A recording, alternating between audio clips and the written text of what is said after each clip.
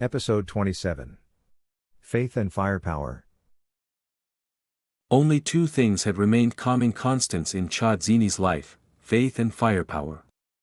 The Shajis had interpreted the murals, one hand drawn from memory by each Marine, clearing the minds of the young warriors, reconnecting them with their long line of ancestors reaching back to the first people.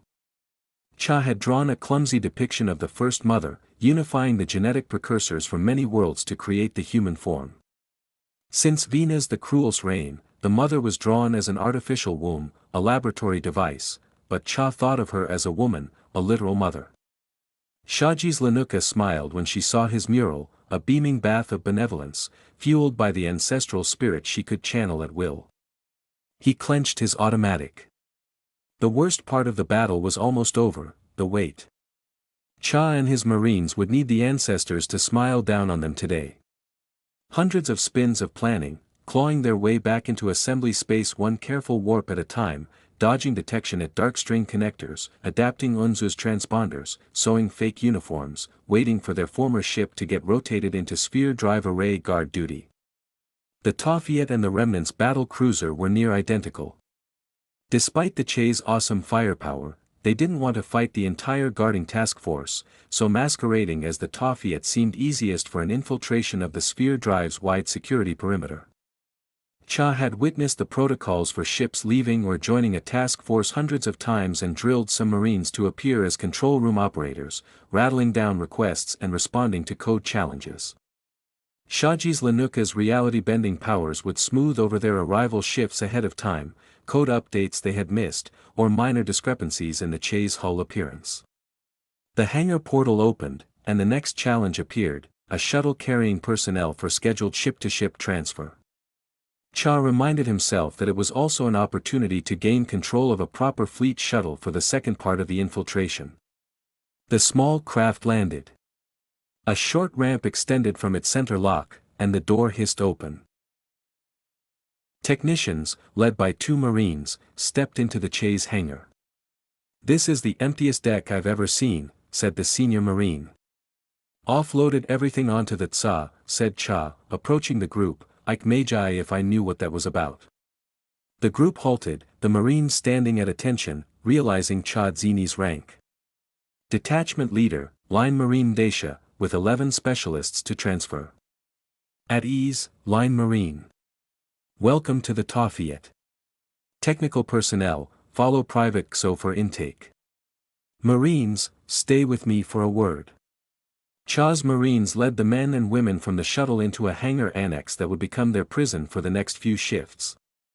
"Pilots still on board?" asked Cha. "No, sir. We flew the cart ourselves." "Excellent.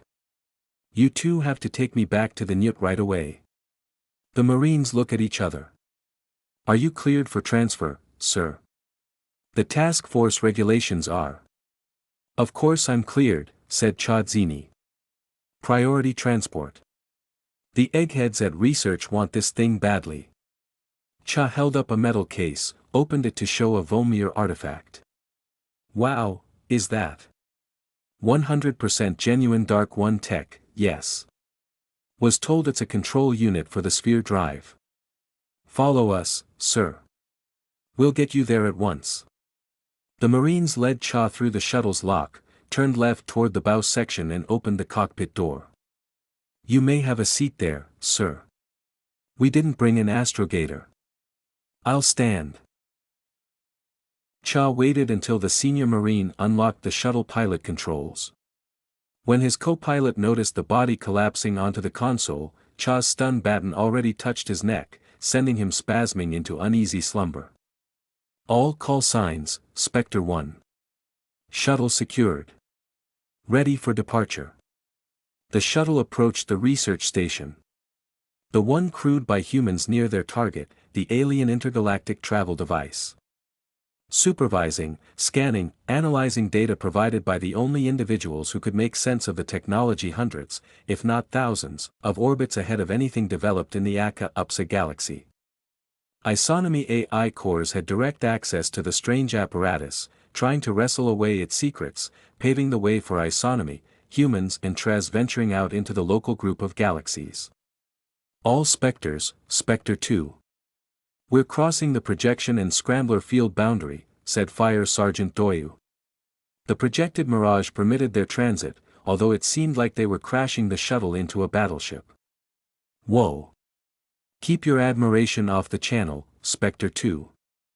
Doyu touched his temple implant but remained unfazed by the reprimand. Look at this thing. Enveloped by an optical illusion and the space-worthy equivalent of a whisper sphere, the Vomir drive array appeared before them in its glorious weirdness. It looks like it's only half there. Xo looked at Cha Dzeeny. Is there another field around it? No, said Cha, that's what it looks like. It's so dark. You could park it next to the brightest star, it would still look like this. What are the wavy things along its axis? Cha knew the drive array was a sight to behold, and he remembered marveling at it for spins when it carried them to another galaxy. But without time to waste, the youngsters had to get their fix later. No more questions. Focus on the mission, Spectres. All Ghost call signs, ready for separation. Ghost 1 confirms separation. The voice output the remnant cores had upgraded themselves with for easier communication during the mission was clear, loud, but somehow jarring. 3 dark AIs came along, attached to the outside shuttle hull, waiting for the right speed and angle to detach and float toward the Isonomy Research Annex, sticking out like a little needle from the massive dark gray intertwined cylinders packed with unpronounceable stuff. Our friends are on their way, said Cha. Let's dock with the research station and make sure nobody minds their little system takeover.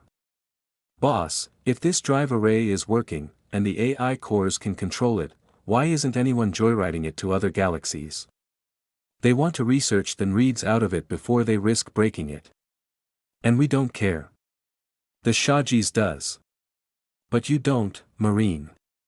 You care about getting a nice tight seal on that docking port. Yes, boss. The airlock controls showed a safe pressure.